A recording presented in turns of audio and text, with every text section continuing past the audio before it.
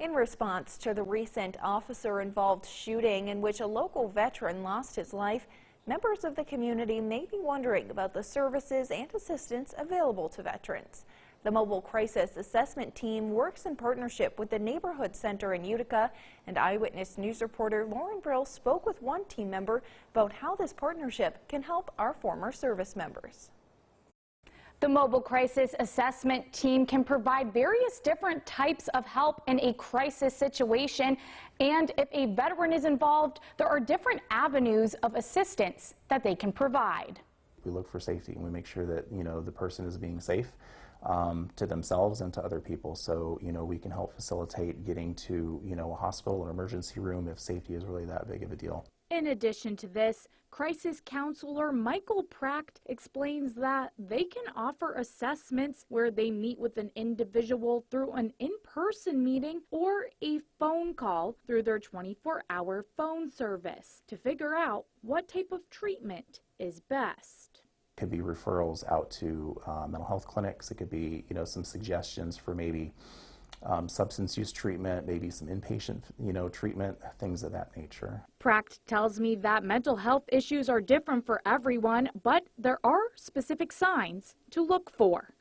PTSD, for example, really can manifest different for everybody. However, there are a few hallmarks that are pretty similar and pretty common, all throughout the course of the illness. And there's three real big ones that you can look out for. One is, a disruption in a sleep pattern.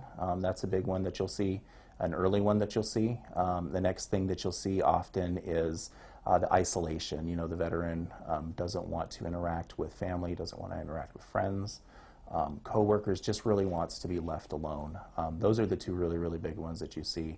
And then oftentimes, because of some of that isolation and everything else going on, financial issues can be a big part of it too. And the last red flag is substance abuse issues. Now, if someone is showing these behaviors, he tells me that you can turn to primary care providers, the VA clinic, the VFW, a veterans outreach center, or in this area, Clear Path for veterans. And the most important thing is to reach out. I'm a veteran myself. I did 22 years in the Army, so I totally get it.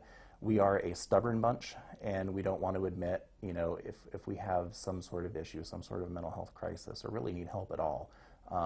And sometimes it really takes that family member to be the one to reach out into it and have somebody else reach out to that veteran for them to really get that help. So that's why, services like this really, really are important. If you or someone you know is struggling, you can call 988, the National Suicide Prevention Line, or 315-732-6228 to contact MCAT directly. Reporting in Utica, Lauren Brill, Eyewitness News.